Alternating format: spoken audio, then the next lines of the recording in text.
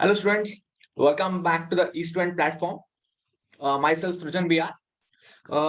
On the earlier section in a part 2, we are just completed up to 20th questions, right? Still we have more questions to do with this. So we can now start those remaining questions so that we can just complete it faster, and also we'll be having some more good questions which are coming in next level. So first, primarily, we can start with this remaining topics. Okay guys, चले हम शुरू कर लेंगे. कौन सा question पे ऊपर हम थे 20th कंप्लीट किया था. कौन सा? परक्लोरिक एसिड का. अभी हम शुरू कर लेंगे 21st के ऊपर. ठीक है.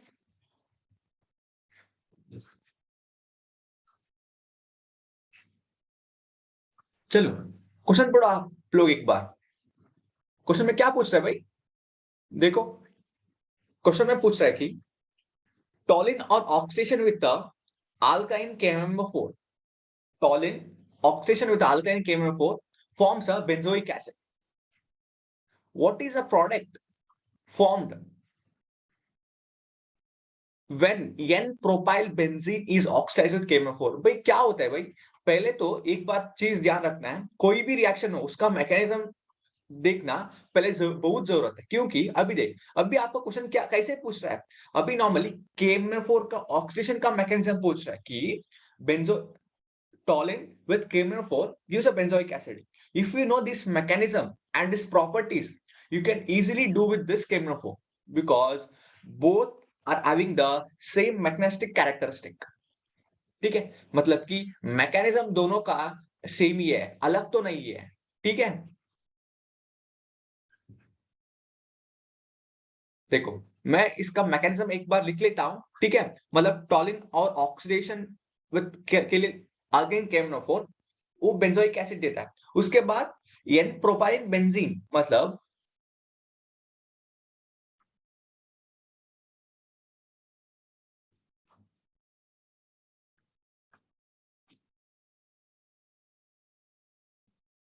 देखो ए टॉलिन है ना? ए टॉलिन है. और दूसरा कौन सा है? और दूसरा है CH2 CH2 CH3. ये क्या है भाई? ये होता है एन प्रोपाइल बेंजीन, है ना? N propyl benzene. ये दोनों का मैग्नेटिक कैरेक्टर सेम ही है.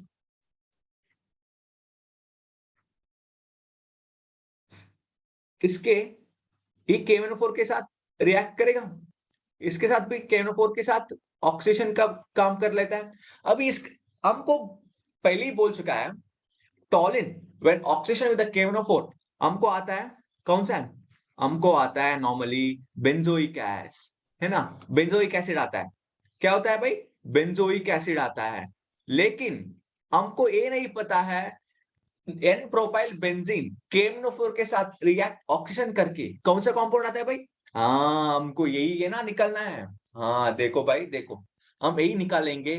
पहले ये वाला मैकेनिज्म अच्छे से देख लो, उसके बाद आप लोग भी इसका कर सकते हैं आराम से, दिक्कत ही नहीं ना होते. पहले नॉर्मली KMnO4 का मैकेनिज्म कैसे ऑक्सीजन करता है वो ध्यान में रखना, उसके बाद देख लो क्या होता है. देखो भाई, मैं आपको इसमें दिखाता हूं पहले कौन सा क्या हो रहा है. ठीक है, देखो पहले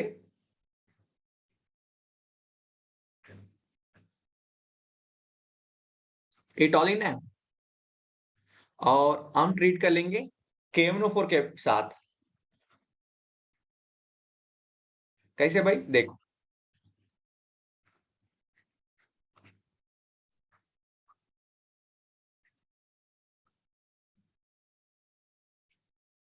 CH3 है, KMnO4 मैंगनस.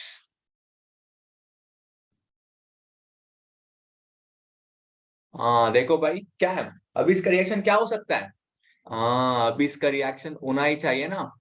देखो CH2 है और ये H है, हाइड्रोजन है. मतलब कि ये हमको पता है नॉर्मली ऑक्सीजन क्या करते हैं भाई.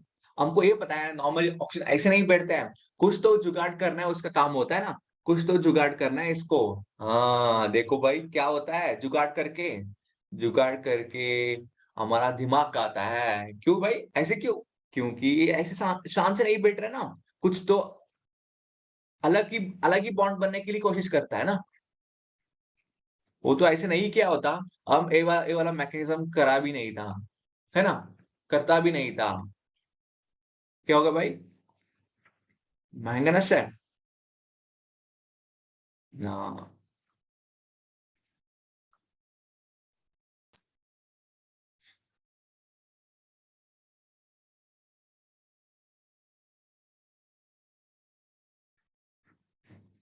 ये तो ऑक्सीजन के ऊपर अटैक नहीं नहीं करता है। क्यों भाई? ऑक्सीजन के ऊपर अटैक क्यों नहीं करता भाई?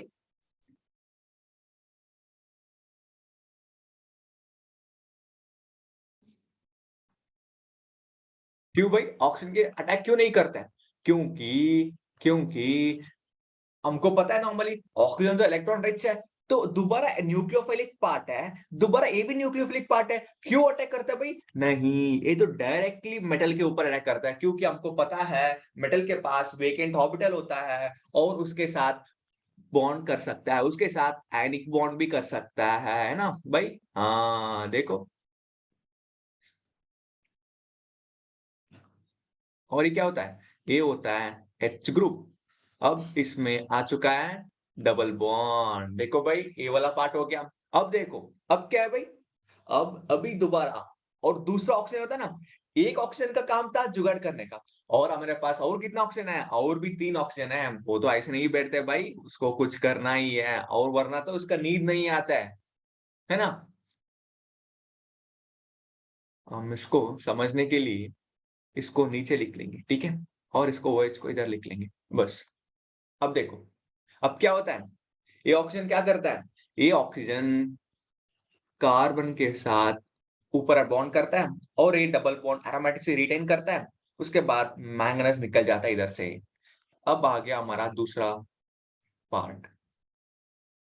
क्या आ गया भाई? अभी हमारे लिए आ गया CH2 आ गया, एक ऑक्सीजन आ गया और एक हाइड्रोजन है इधर।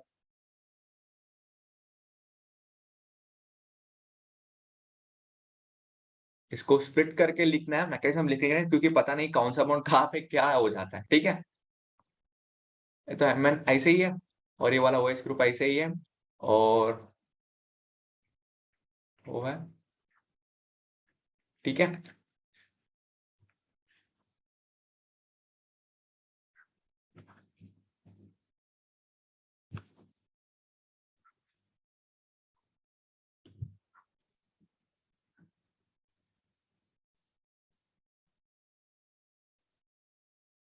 हम्म। देखो भाई, अब देखो, अब अभी इसका काम क्या है? अभी तो नॉर्मली, ओहो, कितना ऑक्सीजन लगाया हमने? बहुत सारा ऑक्सीजन लगा दिया। चल, अब ठीक है। हाँ, अभी हमारा काम क्या है? अभी एक्चुअली एक ऑक्सीजन तो हो गया, एक ऑक्सीजन तो कुछ जुगाड़ कर दिया। अभी A1 negative charge I stable नहीं है, उसको भी कुछ हाइड्रोजन लेना है। कहाँ से? ऑक्सीजन, कार्बन से। ये क्या करता है? एक ऑक्सीजन एक लेता है, उसके बाद ये डबल बॉन्ड फॉर्म करता है, ये मैंगनीज ब्रेक हो जाता है। हमारे लिए अभी फॉर्म किया, कौन सा कंपाउंड फॉर्म हो गया? अभी फॉर्म हो गया बेंजोल्डिहाइड। क्या भाई? क्या फॉर्म हो गया?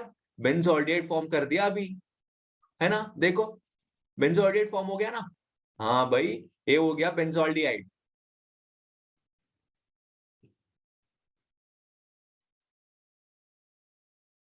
ये हो गया बेंजोल्डिहाइड, ठीक है? अब देखो, अभी दोबारा मैंगनीज आ जाता है।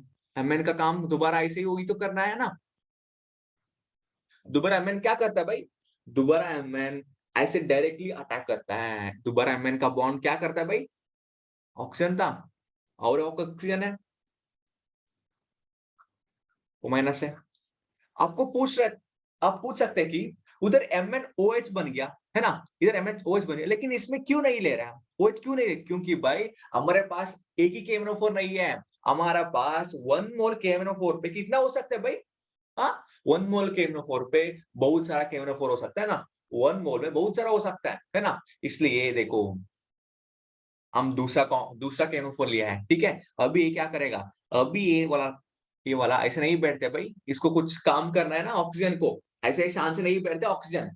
क्या करता है? अटैक करता है कार्बन के ऊपर। समझ रहे हो क्या करता है? अटैक करता है कार्बन के ऊपर। अब ये डबल बॉन्ड को नेगेटिव चार्ज कर लेता है। समझ रहे हो भाई? हाँ, देखो अब देखो अभी क्या हो रहा है।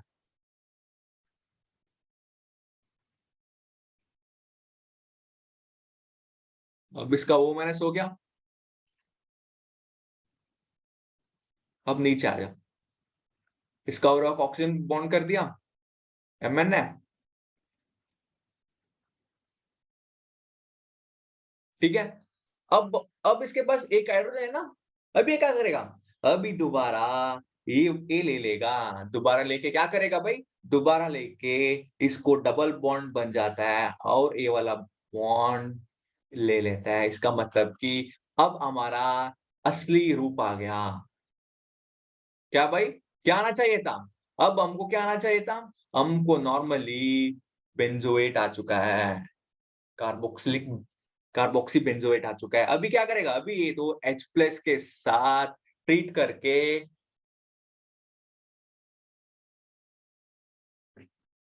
बेंजोइक एसिड बन चुका है। बस देखो, इतना सिंपल। आपको हमको पहली मैकेनिज्म पता होना चाहिए ना, उसके बाद हम ऐसे वाला कर सकते हैं ना। देखो,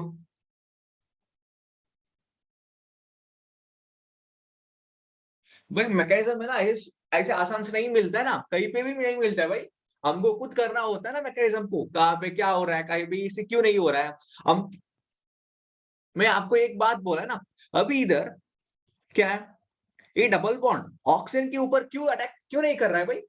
वही तो बोला ना, क्योंकि न्यूक्लियोफाइल न्यूक्लियोफाइल है, ऐसे नहीं कर सकते ना। हाँ, वही तो बात है। सब कुछ सभी हमने आजकल आज से क्या पढ़ा ना, इतना दिन से हमने क्या पढ़ा ना, वो सब कुछ इधर लगाना होता है। अभी न्यूक्लियोफाइल न्यूक्लियोफाइल अटैक नहीं करता है, को पता है, क्योंकि न्यूक्लियोफाइल है तो इलेक्ट्रॉन रिच है। हाँ, इलेक्ट्रोफाइल तो इलेक्ट्रॉन डिफिशिएंट है। तो दोनों के बीच में ना बॉन्ड फॉर्मेशन होना चाहिए ना। डायरेक्टली ऐसे नहीं बॉन्ड फॉर्म होता है, न्यूक्लियर न्यूक्लियोफाइल है ना। न्यूक्लियोफाइल न्यूक्लियोफाइल बॉन्ड फॉर्म करता है ना। नहीं भाई, हमको पता है न्यूक्लियोफाइल इलेक्ट्रॉन रिच है, इलेक्ट्रोफाइल इलेक्ट्रॉन डिफिशिएंट है, तो इससे बीच में बॉन्ड फॉर्म होता है, इसमें बीच में नहीं। समझ रहे हो? हाँ, यही बात है इधर। देखो, अब आ गया, क्या हो गया? कार्बोक्सिलिक एसिड आ गया। ठीक है। अब देखो, हमारा क्वेश्चन क्या था? हमारा क्वेश्चन था क्या भाई? प्रोपाइलिक कौन सा था? प्रोपाइल बेंजीन था। हाँ, प्रोपाइल बेंजीन क्या होता है भाई? अभी सेम, सब कुछ सेम ही है, लेकिन एक हाइड्रोजन अभी लास्ट पे होता है ना, ये वाला पार्ट। कौन सा है भाई? ये वाला पार्ट। इसमें इसमें हाइड्रोजन नहीं निकलता है, इसमें निकलता है। सब कुछ सेम है। देखो, मैं इधर ही दिखा लेता हूं, आपको कंफ्यूज ना हो। ठीक है।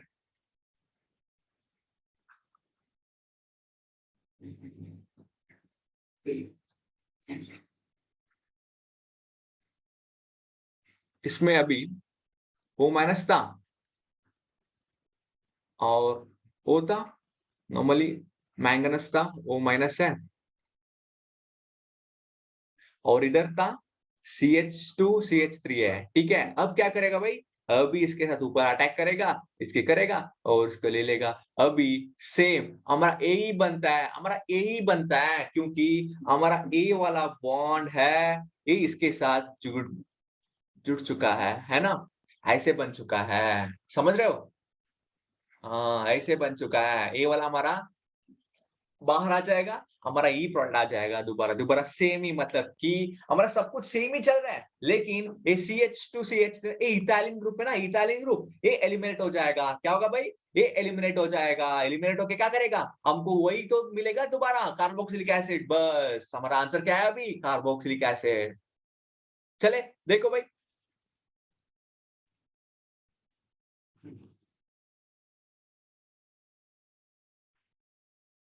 देखो भाई, क्या होता है? दोबारा हमारा आंसर होता है, ये वाला तो गलत है, उनको पता है। वो CH इथाइलिन ग्रुप है ना, वो एलिमिनेट हो जाएगा। क्या हो जाएगा भाई? एलिमिनेट हो जाएगा। लेकिन हमारा आंसर कौन सा आया चाहिए? ऑलरेडी तो नहीं है, ऑलरेडी तो नहीं बनता है, ये भी गलत है। लेकिन ये बनता है क्या? दोबारा कार्बोक्सिलिक एसिड ही बनता है। क्या बनता है भाई? दोबारा कार्बोक्सिलिक एसिड। ठीक है। बस देखो भाई, देखो बस हमारा आंसर तो मिल गया अभी 21 का। ठीक है। अब देखो, नॉर्मली मैकेनिज्म है ना, ये बहुत इंपॉर्टेंट मैकेनिज्म है, क्योंकि ये नॉर्मली मैकेनिज्म कहीं पे भी नहीं पूछता है, लेकिन एक तो पूछता है, क्या मैकेनिज्म का इफेक्ट पूछता है, मतलब कि कौन सा इफेक्ट में क्या हो रहा है, मतलब कि हमको बोल रहे हैं कि टॉलिन के साथ ऐसे रिएक्ट करेगा, लेकिन प्रोपाइल बेंजीन में क्या कैसे एक्ट करेगा भाई? प्रोपाइल बेंजीन में कैसे एक्ट करेगा? हाँ, वही तो सेम ही मैकेनिज्म है इसका भी। ठीक है? ये देखो, वही तो है ना प्रोपाइल बेंजोइक बेंजीन। देखो, यही तो है ना प्रोपाइल बेंजीन। हाँ, यही एक से ऐड करके दोबारा सेम ही चीज़ बना के दोबारा बन जाएगा। बेंजीन कार्बोक्सिलिक आयन बन जाएगा।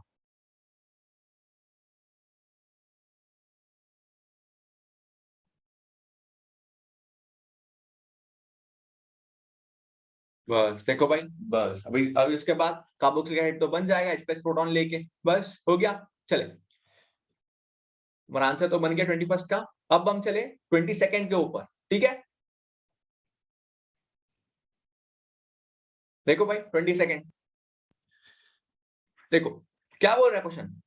क्वेश्चन बोल रहा है कि what is the relative area of each peak in a quartet spin spin splitting pattern. अरे भाई, ये तो हमारा एनएमआर का क्वेश्चन है।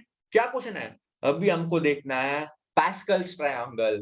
क्यों भाई पास्कल्स ट्रायंगल क्यों देखना है? क्योंकि उन लोग पूछा है एरिया क्या होता है पीक का। कहाँ पे? सिंगलेट पे नहीं है, डबलेट पे नहीं है, ट्रिपलेट पे, क्वाड्रेट पे पूछ रहा है। क्वाड्रेट पे स्प्लेन स्प्लेन फिटिंग पैटर्न क्या होता है? ठीक है, इसके लिए हम पास्कल्स ट्रायंगल देख लेंगे। पास्कल ट्रायंगल से हमारा पूरा डेटा मिल रहा है, हमारा पूरा जानकारी डेटा मिल जाता है। ठीक है, देखो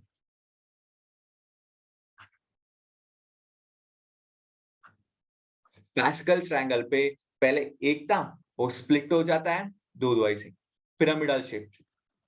वो बोला ट्रायंगल शेप, देखिए दो दो बीच में ना टू आ जाता है। उसके बाद थ्री है, थ्री है, वन है, फोर है, सिक्स, फोर, वन,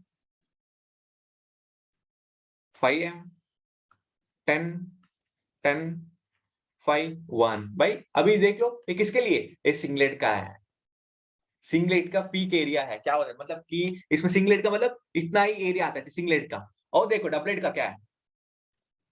डबलेट का दोनों का आता है ना, डबलेट का दोनों का एरिया सेम ही होता है। कहीं कौन सा रेशियो पे? 1:1 रेशियो पे। कही है भाई 1:1 रेशियो पे, है ना?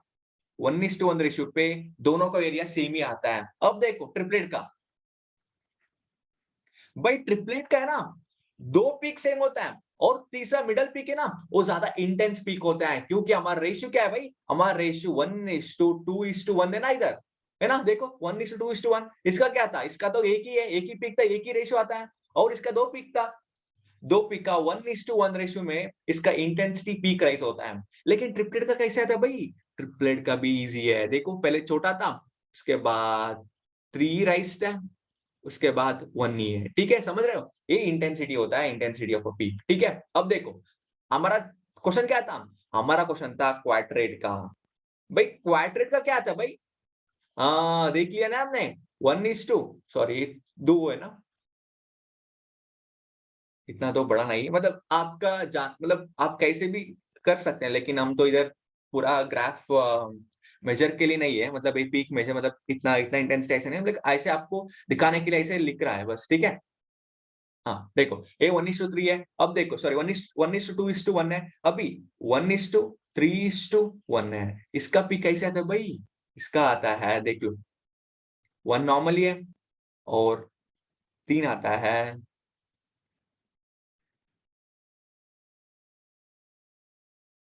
हाँ भाई, ये होता है 1:3:3:1 पी।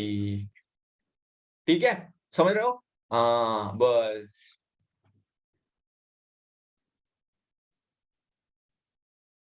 ठीक है भाई। हाँ, अब देखो, अब हमारा क्वाड्रेट हो गया। हम अब अप्लाई कर लेंगे किस, कौन सा है? क्विंटेट। हम इसको क्विंटेट बोल सकते हैं और पेंटेट भी बोल सकते हैं। ठीक है, इसका कौन इतना भाई? 1:5, सॉरी 1:6, क्या था भाई? 1:4 है ना?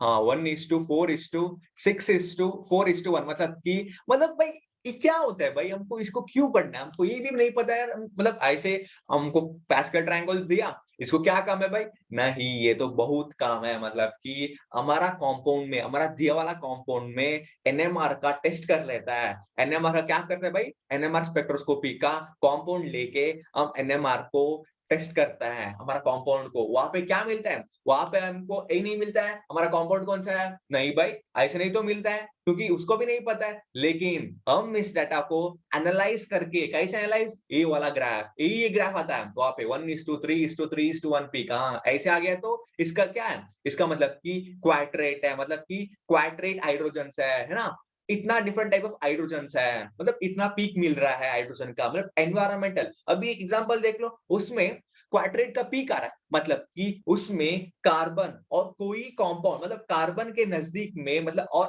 कंपाउंड में 4 टाइप्स ऑफ हाइड्रोजन एटम्स है, 4 different type of hydrogen atom है, मतलब कि देख लो कौन कैसे भाई, अभी इसमें Cl है, अभी इसका CH2 है, ठीक है, अब देखो और एक CH2 है, और इसके पास है,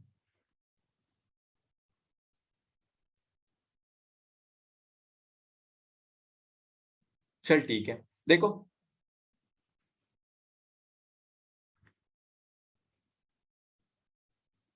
देखो भाई, अभी देखो ये हाइड्रोजन है ना, ये ये 4 हाइड्रोजन है, डिफरेंट टाइप है, क्योंकि हमको पता नहीं, हमको पता है ना ये CH2 है, लेकिन ये भी CH2 है, लेकिन ये दोनों के एनवायरमेंटल सेम नहीं, क्योंकि इसके पास इलेक्ट्रोनेगेटिव एटम एटम अटैच हो चुका है, मतलब कि इसका दूसरा आता है, इसका दूसरा है, और इसका दूसरा है, और इसका, मतलब कि इसमें 4 पीक्स आता है, 4 पीक्स आता है, 4 पीक्स आता है, लेकिन 4 पीक्स आने का मतलब कि ये सब कुछ क्वाड्रेट ही नहीं है, नहीं भाई 4 पीक्स है, मतलब कि ये क्वाड्रेट नहीं है, देखो इसका कितना हाइड्रोजन है भाई, इसका है 2 हाइड्रोजन है, मतलब कि 2 हाइड्रोजन है, और 2 हाइड्रोजन, ये हाइड्रोजन के साथ क्या करेगा, कपलिंग करके क्या बनता है n+1 रूल से वो बन जाता है 3 पीक देता है, 3 पीक देता है, मतलब कि 3 पीक मतलब कितना इंटेंसिटी है,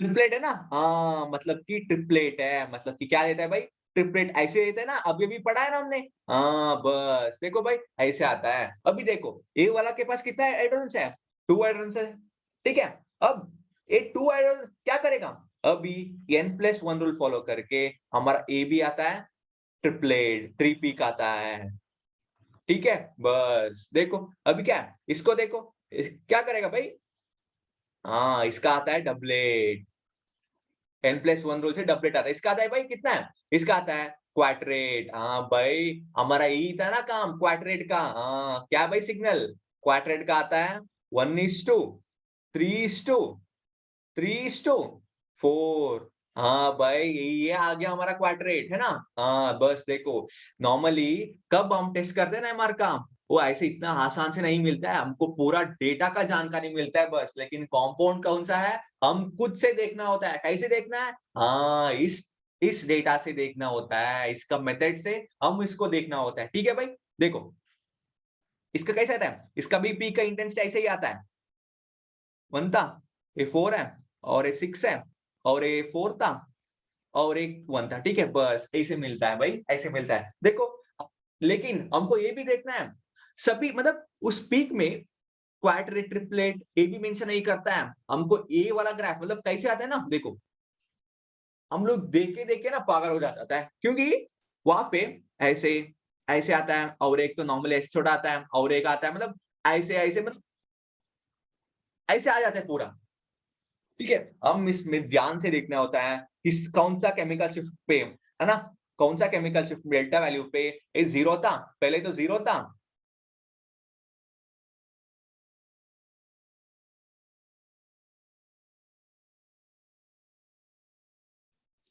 पहले TMS है ना हमारा ट्राइमिथाइलसिलेन, हाँ ये क्या कैसे काम करता है भाई, हाँ देखो ट्राइमिथाइलसिलेन ना, इससे हम रेफरेंस लेते हैं, मतलब क्योंकि TMS सेलेन का इसका क्या आता है भाई, इसका केमिकल शिफ्ट आता है 0, ठीक है, इसका केमिकल शिफ्ट आता है 0, ठीक है, इसके वजह से हम इसको रेफरेंस लेके और कोई कितना कितना पीक मिला है ना, इससे हम देखना होता है, ठीक है, पीक्स चेक करना होता है। ठीक है भाई? बस देखो, बस इतना ही है हमारा काम। अभी देख लिया हमने पास्कल ट्रायंगल में कि singlet, doublet, triplet, quartet, quintet, है ना? और हायर ऑर्डर्स को होता है ना, हम मल्टीप्लेट बोल सकते हैं, मल्टीप्लेट। ठीक है भाई? हाँ, मल्टीप्लेट होता है। ठीक है? बस देखो, अभी हमारा आंसर क्या है? क्विंटेट है 1:4:6:4:1, सॉरी, एक क्विंटेट है, क्वाड्रेट था 1:3:3:1, ठीक है? ए था। चलो और ऑप्शंस देख लेंगे। भाई हमारे ऑप्शन में देखो, क्वाड्रेट के लिए कौन सा बोल रहा है? देखो हम इतना आसान से, देखो ए किसके लिए था? ए था ट्रिपलेट के लिए, है ना? ए ट्रिपलेट के लिए था, तो ये गलत है। ऑप्शन डी है हमारा राइट आंसर। ठीक है, हमारा ऑप्शन कौन सा है? डी आंसर है। ठीक है, अब देखो फोर्थ वन तो नहीं हो सकता है हमारा, ये पास्कल ट्रायंगल ए ऑप्शन ही नहीं है ना? वो था 1:4:6 था, इसके लिए था, ए था क्विंटेट के लिए, है ना भाई? हाँ, बस देख लो भाई, इतना इजी है, आसान तरीका है, लेकिन आपको ये इजी नहीं लगता क्योंकि डिफिकल्ट लगता है, क्योंकि हम एक्सपेरिमेंटल, हम थियोरेटिकली पढ़ के गए, अभी थियोरेटिकली पढ़ के गए हैं, हम प्रॉब्लम सॉल्व कर रहे हैं, लेकिन हमको ये नहीं पता हम कैसे यूज करना है। कब पता चल जाता है कैसे यूज करना है? उस टाइम को पता चल जाता है आपको, हाँ भाई हम तो पढ़ा था, हम आपसे अच्छे से नहीं पढ़ाता है, हम क्या करो अभी, है ना?